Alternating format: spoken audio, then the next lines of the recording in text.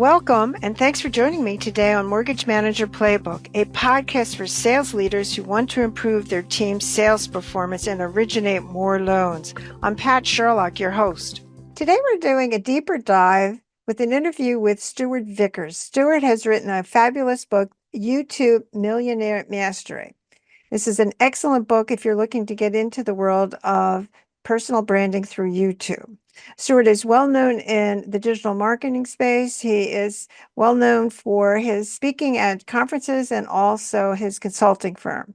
So, Stuart, let's talk about and dive into how you got into the world of YouTube, which I think is really interesting because you kind of you patterned your business off of doing conferences, and conferences are pretty traditional within our world in the financial sector. So, talk about how this morphed into, well, you wanted to do it in a better way.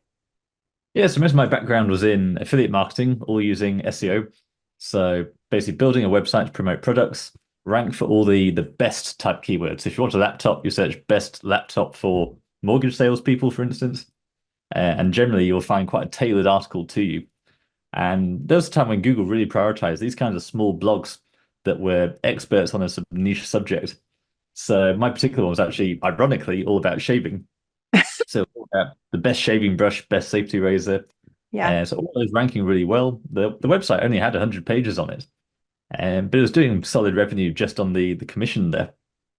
And with that, then decided to go out and get clients because let's face it, if I can sell, I was working for an insurance company at the time, and I basically realized if I can sell this $20 razor and make a $2 commission on it, then why can't I apply that to insurance products? That worked really well. So through about 3 blog posts that I wrote, that insurance company then went on to do $50,000 a month. Wow. So it was all about that. As you know, with sales, it's the same resources to sell a cheap product as an expensive product. So that's kind of how I started the agency, thinking, yeah, let's go out and help more real businesses with SEO. And I sold that website and basically wanted to use those proceeds to really build the agency, which basically meant I had a choice of I could either blast that on Facebook ads and hope for the best, or I could travel the world, go to great events, upgrade my network, and hopefully get some clients that way. Even if I don't, I'm probably going to have a really good time doing it. I was invited to an event in the Colombian rainforest. There's a mastermind. So very intimate, 20 people. And initially, those kinds of masterminds were really good. So you could say, yes, it probably cost me a good few thousand in terms of the ticket alone was, I think, about $3,000, then Mhm. $1,000 on flights, hotels, etc. And I got a client out of it. So you could argue $4,000 to $5,000 cost of acquisition. Then there's my time to factor into that as well. So not a great model, but I think it's one of these things that's labor intensive, but there is a high chance of success. If I go to a conference, I'll always get the VIP dinner option because then you're already pre-screened basically with the top performers in the room and can get serious one-on-one time with them. And Mhm. as we know, the more time you spend with someone, the more likely you build that trust, the more likely they are to buy. So yeah, conferences worked really well for me initially. I like to say I got to 6 figures in 6 months. And that's another book I would like to write at some point. But then I hit a real plateau, real ceiling, and I tried to scale it. I was doing more events, and the fact is, I was just coming across more duds. So paying 3 grand to go to an event is great if you get a client out of it who's then worth Mhm. $50,000.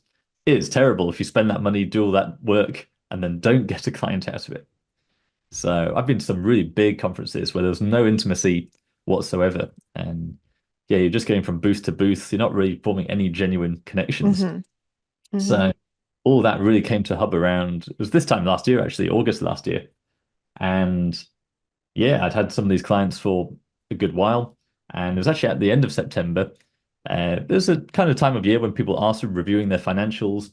And for various reasons, loads of them quit. They were getting good results. One of them was really happy with the results, but he had to have some really expensive medical treatment. So he had to hoard all the cash he could.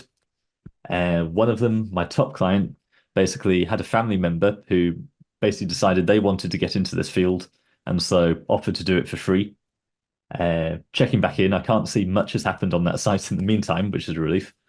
But yeah, one way or another, that in-person networking, the more you grow, the more of a problem you have with churn. So I've grown pretty quickly through events, but it wasn't enough to replace the clients that were Mhm. ultimately graduating at the end of it, because you can do a really good job and still lose clients as a result if they decide they've got where they want to be. And so I've been trying out all sorts of different things with Facebook ads, Google ads, and in the meantime, I had done a bit of YouTube. And one of the big recommendations I had was just do a simple screen share every day and try and do one every day, which is exactly what I did. And I had a lot of beginner's luck because my first video was all about how I did 500 AI blog posts in less than 30 minutes. And they were actually ranking on Google. They were actually getting traffic. And then, yeah, so I thought this got 10,000 views within about 48 hours. Wow. So, damn, YouTube really works. I've gone from nothing to something overnight. So, kept on doing it. And then when, yeah, had this terrible week where half my clients left, and yet literally by the end of that week, I had people coming into my inbox saying, I've seen you on YouTube. I'd love to have a call with you about working with you. So it was perfect timing, absolute transformation where horrendous start to the week, whereas one client dropped off. That's okay, we can manage that. Then another one drops off. You think now it's getting scary. And then a really big client leaves. And suddenly I think my revenue is halved in 3 days. Mhm. But if you look at my agency dashboard over time, you cannot see that dip because by the end of that week, because of YouTube, I had replaced those clients.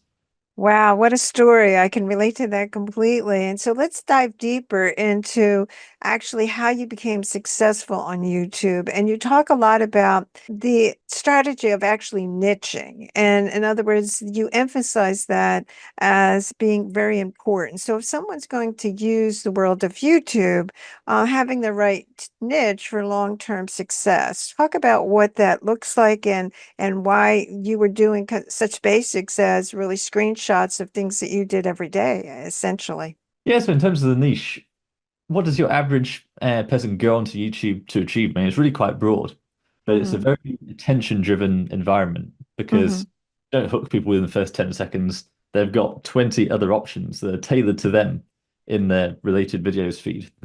So it really all comes down to the hook. Hmm. And personally, and your audience as well, we're in this kind of valuable B2B niche. So or at least finance niche where we don't need massive followings. It's much more about Hmm. revenue per user.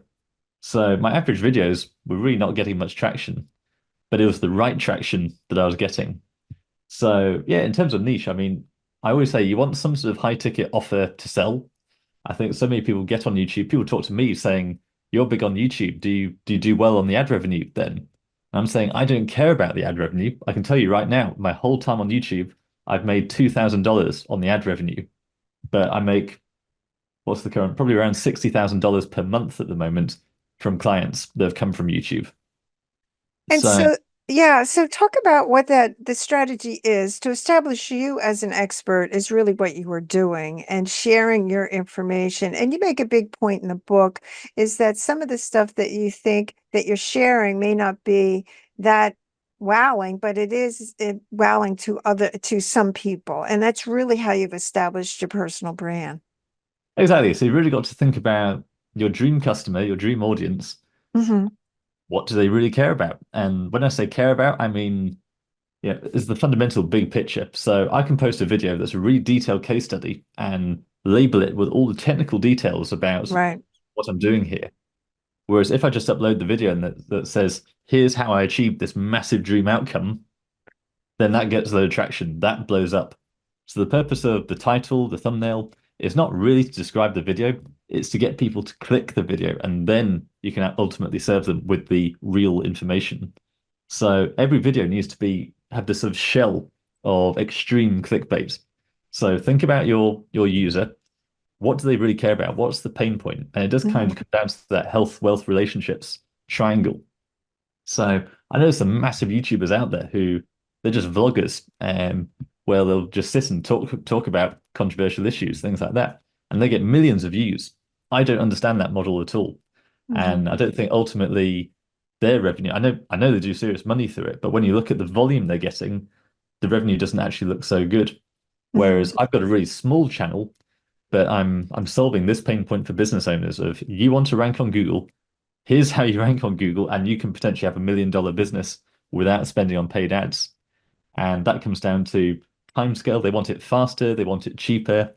So Hmm. basically every video is formed around that. Yeah, here's the cheat code. Here's how to achieve what you really want. You want to be number one on Google. You want to make 100 grand next month. Here's how you do it. So you talked about the hook, and obviously the hook is how would someone who has not really thought about the meaning of what a hook is or understood how to actually come up with something that actually is impactful. Talk about how you do that. It's really tough. So that is probably 90% of the work. There have been Hmm. so many times I've filmed a really good video, which I know is a really good video. And it ticks all those boxes. It's here's how I've done something that was actually really compelling. But then you get the title wrong, you put the wrong packaging on it, and it just doesn't work. So I can say, here's how we got a 400%. I did it just the other day. How we got a 400% increase in organic traffic for this client. They were getting 15,000 visitors a month on Google. We've got them up to 65,000 visitors a month on Google. And that was all within 9 months. Um, but it didn't really hook anyone. It's 400% increase is kind of still wading into the technical region. Whereas Hmm. literally the day before, I've been doing a series on e-commerce SEO, and there was a title I rewrote a few times, but ultimately I went with it was something like sell more and make millions on Google with these steps. And that was it. It wasn't the ultimate ecom SEO guide. It wasn't how to triple your ecom site's earnings. It was how to sell more and get rich. And that's ultimately what that market is really caring about. So it gets really quite primitive in terms of the emotions you've got to play on.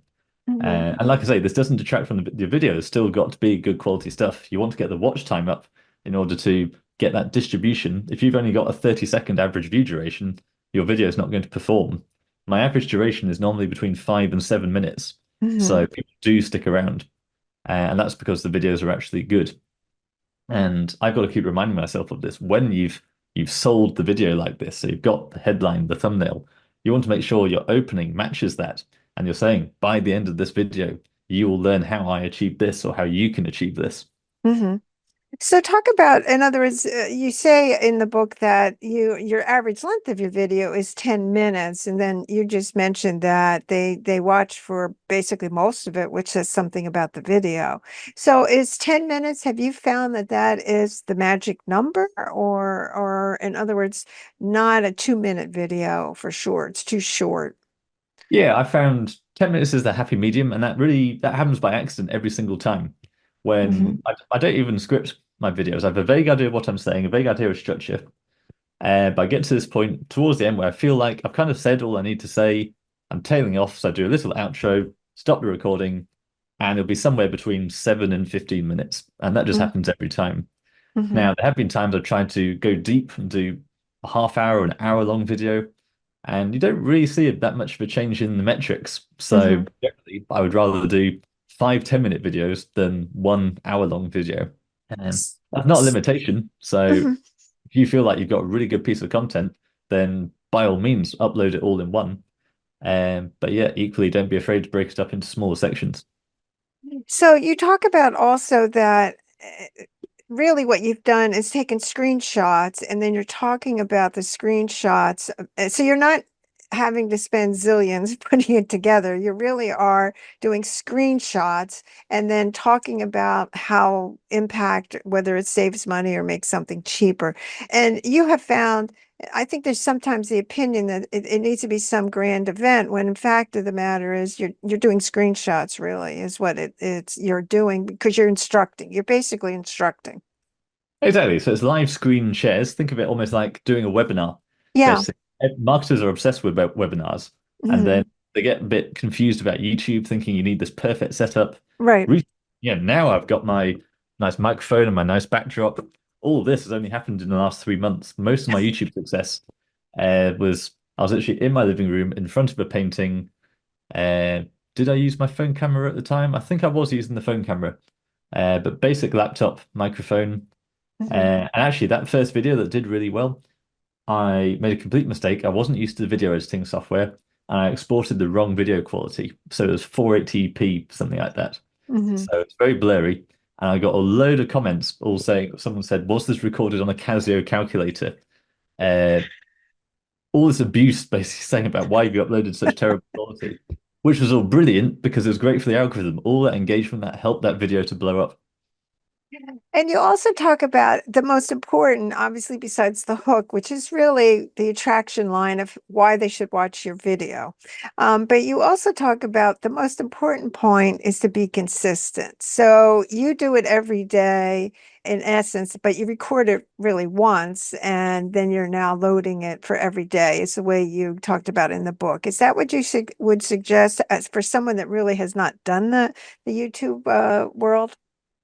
Yeah, I mean, obviously starting is always going to be the most difficult bit, but I think you've really got to see that first month as a personal challenge to yourself. Hmm. As you know, I've got various courses and resources on this, and we are looking at kind of repackaging that into a challenge where basically it's kind of an accountability thing that if you're going to do this, do a video every single day if you possibly can. And if you skip a day, that's okay, but then get the next day. So over a 30-day month, have you done at least 25 videos? And when we launch that challenge, there probably will be an element where if you take every one of these steps and you've not had clients reach out to you, then I probably will get on the call with you to try and work out what's gone wrong there. Because as far as I can see, if you just get on YouTube with a video every single day and do that for a month, I think you're going to get some very hot leads coming into you. The thing about that watch time we were talking about, every time I go back to YouTube and think, is this really that good a platform? I just remember that I'm only a year in and my average video gets between 500 and 1,000 views. Even if we go back to the beginning where I was only getting maybe 200 views on a video, if my average retention is 5 minutes, what do you think you would have to pay on any other platform to get 200 qualified people who are interested in what you're saying to pay attention to you for 5 minutes? If you're doing Facebook ads, of course, everyone's just scrolling all the time. And yeah, get that kind of engagement is really unlikely. Whereas if I pay to speak at conferences, I've spent 10 grand to get on the stage in front of a couple of hundred people, and most of them not receptive to the offer. You compare that with YouTube, it's cost me nothing but half an hour's work and a basic Loom recording to get in front of 200 people who are interested and have stuck with me for 5 minutes. Then you realize for our kind of market, YouTube's the best platform out there. So talk about, in other words, when they're reaching out to you, so you obviously have a call to action and you talk a lot about that, about the importance of it and how to do it and all this other. And so the call to action drives them contacting you, and that starts your next part of your sales sequence. And so talk about what that looks like and the types of people that are contacting you. Yeah, so in the early days, YouTube was a pure experiment. I didn't know if it was going to work. Yeah. And I knew it was working when people started reaching out because they basically Googled me, found my email address, and then were just reaching out saying, are you taking on clients right now? And I hadn't done any call to action, any of the standard marketing process to try and get people into a funnel. So that's when I knew it was working. If I'm getting these results, people signing up for a grand 2,000 a month just from emailing me because they found my contact details, how could we be smarter about this? What could we achieve if we actually did the right steps? Hmm. So it wasn't actually until quite late in October, actually, that I finally just launched an email list for my YouTube audience. It's quite easy to get into the sort of YouTube treadmill of video every day, every day, every day, and forgetting about all the other optimizations you could be doing. Um, so lately, I'm trying to be a little bit slower in terms of every day is great, but how can we make sure this video is going to get the absolute maximum reach and the absolute maximum conversion rate? So part of how we're doing that is we have actually now moved on from the newsletter model. So what I was doing was creating this newsletter, and the idea was there are plenty of things I can't share on YouTube because either they're too complicated and they don't get traffic, or they're a bit too advanced and I don't really want Google knowing about them. So I was giving the idea that this was almost like a paywall, some sort of insider access, and they would therefore sign up for this Ranking Revelations newsletter. Now, the value of that is twofold because you're building up this warm audience you can keep selling to. So a couple of months ago, I launched a private membership option, which was basically group coaching with me. And of course, I had a sign up form to pre-launch it. But of course, ultimately, once I'd sold the early bird to the people who had signed up to the wait list, then I just went to my normal emailing list and said, this is now live. We've got limited places available. If you've got a list of 2,000 people and you send your offer, then of course you get signups overnight. And that's where you get into the real money printer side of things. So down the line, your list is absolute gold because if you do that consistently over just 2 or 3 years, you can imagine if you've got 10, 20,000 people on that email list and either you're launching a new product or you're having a quiet month, imagine if same thing happened again. What if my whole agency blew up tomorrow? Well, I could just email my list and say, I am doing this one-time offer. Normally, consulting calls with me are $500 an hour, but sign up today. I've got 20 places available. They're $200 an hour. Hmm. So you're never going to starve if you've got an email list. So So, how did you promote? In other words, how did you promote your YouTubes? You just loaded them and let the algorithms essentially search them out because of your fabulous, let's say, hook or title that you're using. Did you do any other promotions? Did you go to Facebook to promote your YouTube or talk about that? not really. So I did do a little bit of slightly grey hat stuff in order to get some engagement on it. There's various tools out there to help you do that. So I was using one called VidOptima, and basically just got a network of people who will search the keyword you're trying to target. So SEO for beginners, something like that, and scroll down until they find the video you've just launched, and then click on that, and then they'll watch that a few times, like it, comment, Hmm. subscribe. And yeah, that was good in the early days, and I think there was a positive correlation there in terms of you need to get that engagement on the video so that you can then get the real audience who are actually going to engage with you. Right. I stopped doing it down the line when basically the brand was taking off quite nicely. I was getting the organic traction and it was starting to damage my brand more than it was helping it because these comments coming through were quite obviously manipulated. And therefore, I had other people commenting saying, You're using fake comments. I'm saying, Yeah, I'm an SEO guy. I'm going to do whatever it takes for the algorithm to work for me. But also, thank you for the comment. That's helping as well. But yeah, I needed to de-risk, just get out of uh, that shady stuff in the beginning when things were taking off really well. So these days, I don't really do anything. Ideally, as you build your email list, you want to not only sell to them, but of course, you want to send your latest videos to them because then you'll get that organic traction as well. I don't do that too much because doing a video a day, of course, you're going to burn out your list if they're getting a video from you every single day. So if it's a particularly good video, then I might do that, especially if that video is a pre-sell to some kind of offer. But generally, we keep it more transactional. So in that welcome sequence, we've basically got loads of resources. Every time I do a video that has a new resource I found in it, that resource will go into the welcome message of the newsletter. And therefore, I will say, to get this, just go and sign up to our newsletter. You'll get this valuable resource and also all the last 20 valuable resources I've shared in other videos.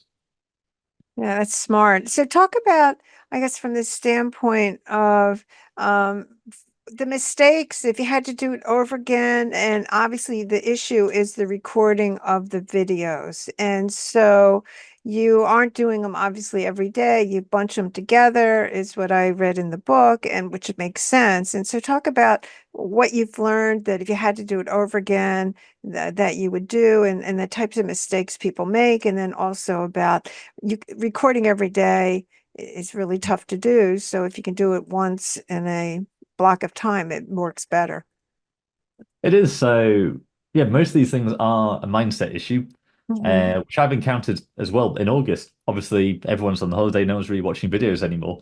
So that gave me a lot of time to sort of pause and reflect and think, yeah, what am I really doing here? Because the issue we're doing every day is you do generally run out of stuff to talk about. Sure. So in the beginning, absolutely, do your first 30 videos, do your first 60 videos. But I think recently I was getting stuck in my own head because I was convinced that every video had to be a game changer. So I would have to have some incredible case study to share. And you're not going to have incredible case studies every single day. Whereas, of course, when you do have a good case study, you can repurpose it and basically do 5 separate videos addressing different aspects of that case study. Hmm. But if you look at most YouTubers, a lot of their content, I wouldn't say it's thin, but they can be talking about quite simple stuff. And I've got to keep reminding myself, you can just go on camera and just deliver 5 to 10 minutes of value that are really quite simple. It doesn't have to be this big case study necessarily. It could just be a little reminder of something you should do, and you repackage that with the hook to say, here's a big mistake business owners are making right now, and here's how you fix it. and things like that. So in terms of batching, absolutely, I've definitely fallen out of the habit more recently because we are having a bit of a rejig. But generally, I would say as early as you can in the week, try and get your 5, 6 videos all recorded. You don't even have to edit them all at once, but if you can just get them recorded, because for most of us, you've got to sort of psych yourself up to get on camera. And yeah, make sure you're dressed properly, make sure you brush your hair, things like that. So at least if it's all recorded, and then it's so much easier just to edit and publish over the rest of the week. So when you are setting them up and are you sending them at this, are you putting them on YouTube at the same time of the day? Have you gotten to that part where some days are better than other days? And do you repeat the topic at some point or talk about the mechanics of how you do that? Exactly. So yeah, we generally go for, in my case in the UK, we go for sort of mid to late afternoon because that's basically when New York is starting to wake up, and then Sure. the other coast, West Coast, will follow shortly after. Um, I wouldn't say I've noticed a huge amount of impact there. I feel like if I were to release the video earlier in the morning so that only the UK and Europe sees it, but then you think, well, then you're getting traction there so that when the US wakes up, you'll then get that exposure as well. So I'm not too much of a believer in publishing time. I see people publishing at weekends. I generally don't do weekends, but people do, and their videos Hmm. still seem to do very well. Hmm. And in terms of repeating content, I keep reminding myself to do that more. Again, I think I've had the exactly what I say in the book. Don't get stuck in your own head. Just Yeah. execute. And lately, I've been a victim of my own advice. I've been, yeah, too perfectionist in the videos, thinking everyone has got to be this big case study. And not only can it just be simple videos offering a bit of advice, but you're absolutely right. I see so many people repeating the same stuff over and over again. Now, if you go into your YouTube analytics, you can see your proportion of returning visitors to new visitors. And yeah, we've got good retention. I've got good fans who keep coming back. But generally, each video you publish, you're generally going to get a large proportion of those people who have never encountered you before. So in my case, I've got to keep reminding myself, don't forget, don't skimp on the fundamentals. You can just repeat the same basic stuff. I wouldn't just re-upload the same video again necessarily, because I think the algorithm can detect that. But yeah, just repackage that same message in a different format. I Hmm. know people who will do a series of videos on a topic and then bundle them all together and then upload it as 1 hour long video. I don't think there's a huge amount of benefit there, but you've basically got a free video from work you've already done. True, and makes it a little bit easier. So talk about mistakes that people, if you mistakes you made, and also mistakes you see other people making when they're dealing with YouTube. It sounds like the perfection mistake is probably number one. People have the idea that that has to be a Hollywood production, and it really Yeah. doesn't. No, I mean, so many people who say they're going to do it, they're going to do it.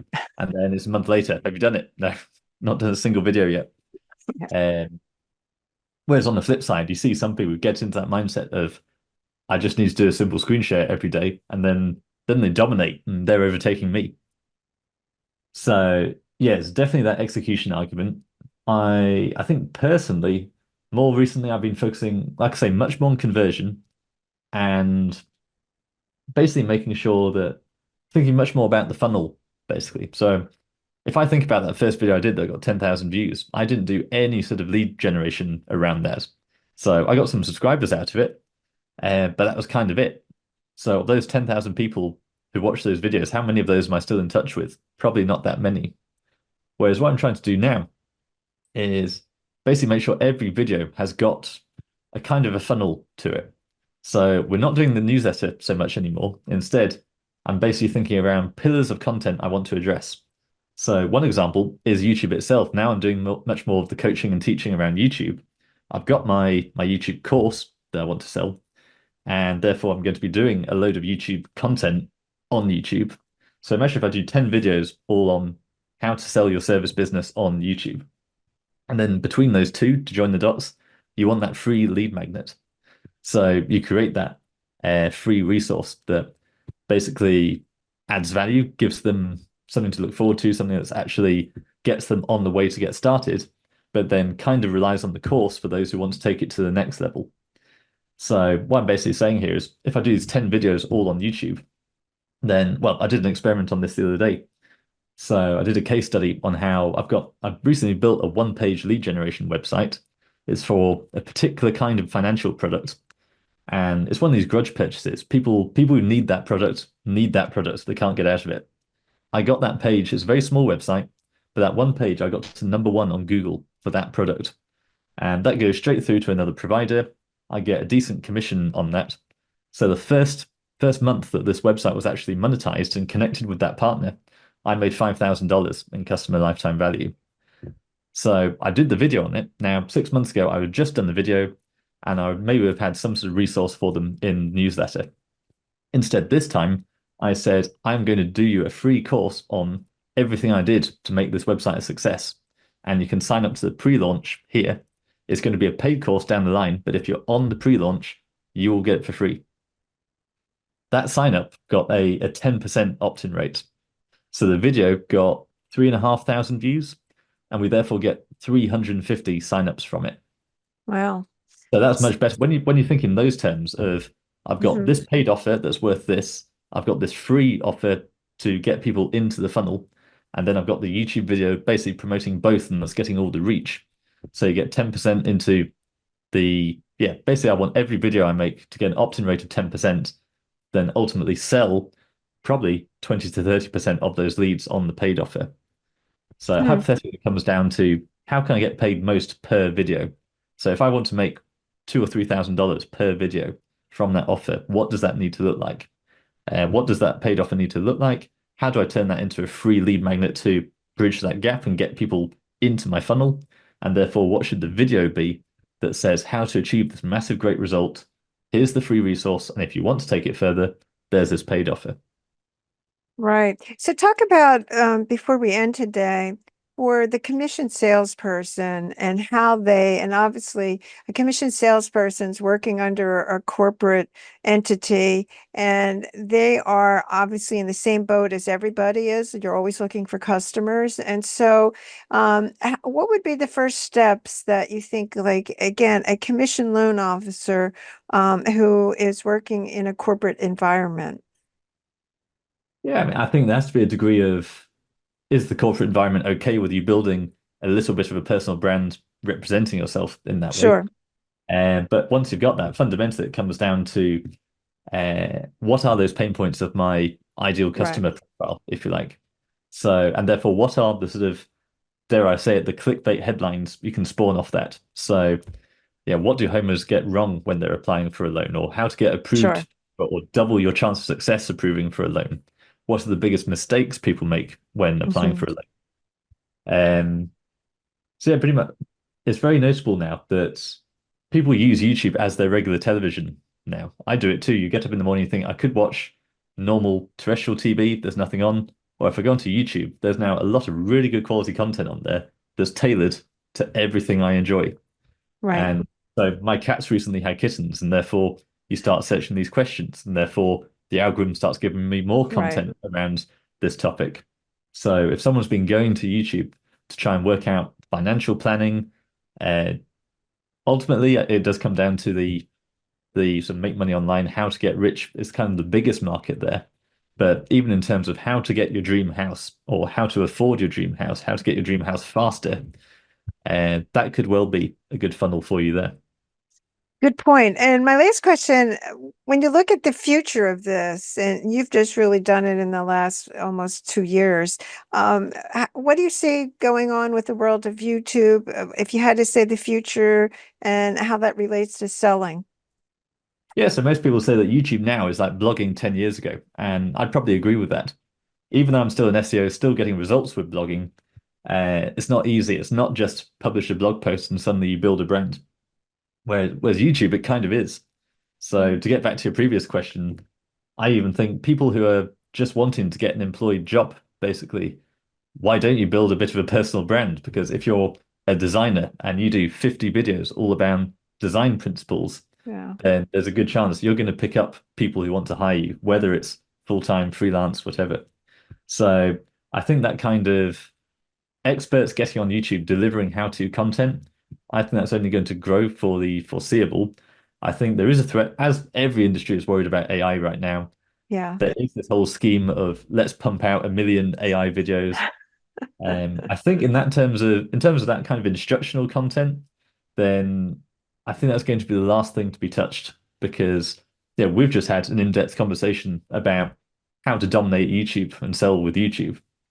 Whereas I think if I had an AI that would then run through Synthesia or one of these sort of deep fake headshot generator spokesperson platforms, then we would not have got into this depth and detail that comes Right. from experience. So down the line, yeah, it's probably going to be an issue. But if I look at my growth over the last year or so, getting on YouTube was definitely the best thing I've done. And yeah, there have been times I've had similar worries, and I realized the best solution there is just to do more on YouTube, get more sales, get more cash in the bank, and then you can potentially be done before that's even become a problem. Well, that's true. That could be that's the challenge for everybody to, in other words, to as we move to these other, who knows what's going to replace YouTube. I mean, but at this point, YouTube is a valuable component for salespeople for sure. Yeah, It so to gives answer you, your question, I think if I had a deep fake spokesperson trying to help me solve my and then but in the sidebar I had all these actual human experts, then I sense I'd probably move on very quickly to the human experts. yeah. And there are these tools for cold email where basically you can automatically insert your company name and you can mass spam all these companies with a personalized video saying, "Hello, David at whateversolutions.com." And every cold email expert I know says, do not do that. No one is buying that. If you send them AI generated video, that's not going to convert. Yeah, that's a good point. I'm glad you brought that up. So, Stuart, I mean, again, I love your book. I thought it's practical and certainly goes in great depth, step by step. How can people get a hold of you? How can, what is your contact information? Yes, you can find me as Stuart Vickers on LinkedIn for more sort of general queries. Try and check that as much as I can. Otherwise, SEOJesus.com. If you Google SEO Jesus, then I do dominate that search result. There was someone else before me who still got the Twitter account, but generally I've taken over most of that search result. Um, yeah, LinkedIn's good. Otherwise, come and find me on YouTube as well. Yeah, find you on YouTube. That's how I found you. So anyway, so I appreciate sharing your wisdom and I certainly appreciate all of this is a fabulous book. Highly recommend it. It's a great start to get yourself doing it. As Stuart mentions, you have to make that first step, and I think this helps you along the way. So I want to thank you, Stuart, for sharing your wisdom, and certainly I want to recommend for everyone to listen to some more of our different podcasts that are on patsherlock.com. Thanks again, Stuart. My pleasure. Thank you very much. Thank you. Thanks for listening to Mortgage Manager Playbook. You can catch up on all our episodes by subscribing to receive each week a new show. Don't forget to share this podcast with your friends and team members. If you're looking to increase production, call me to discuss my prospecting sales training program, Ramping Up Realtor Referral Sources. Check out my website, www.patsherlock.com.